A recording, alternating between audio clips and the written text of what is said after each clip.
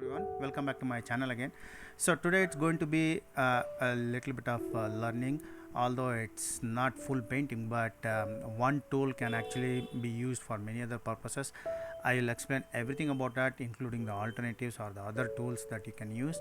But before that, if you are here for the first time, please don't forget to subscribe to my channel and then hit that like button if you like the video and share it with your friends and family. Don't forget to do that. So having said that, let's move on to the painting.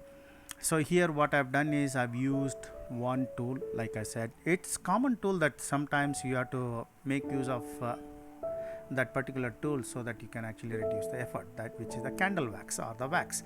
So I've used candle, but I've used white paper. The only thing is what you're not able to see on the paper is where I've applied, but I've applied based on where I don't want color to be applied. So that's the main intention behind that.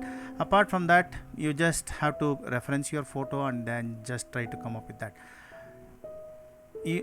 Some of the things that you need to keep in mind, this can also be done on a color paper, but I wouldn't prefer that. The reason behind that is watercolor, then I won't be able to gray paper. If I take, I won't be able to get that effect of a stone or tree is fine, but at least again the colors, because most of them are actually translucent or transparent, so that's the reason I won't be able to use that. The candle wax, I've used, I've rubbed it in a way that however my reference photo actually was guiding me to get that waterfall. You can actually do the same thing for any other waterfall depending on your reference photo.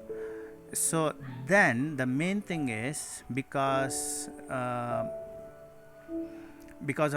the nature of the waterfall, it's white, and then you have to make sure that you maintain the contrast is very important. So you just have to make sure that the white, you can actually see in my painting when I did that waterfall on the back side, even on the left hand side, if I did not put any stone or anything which is darker than that, then I won't be able to see the brightness of water. That's one thing you need to remember. That's very important for waterfalls, because if there is anything which is brighter than what it needs to be, so according to me, waterfalls, all those water droplets or the mist, anything, it's supposed to be brighter than the surrounding. If the surrounding, in this case actually white paper, if that is white, then what will happen is that will compete with the white of my water, and then I won't be able to see that brightness. Exactly same thing goes with other paintings as well. So if you want something to be bright, then you need to make sure play around with the contrast around that object.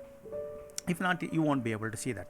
So what I did is, once I did the foreground part with the stone color, and then the background part I had to play with that in the darker color. So I've used just bushes and trees.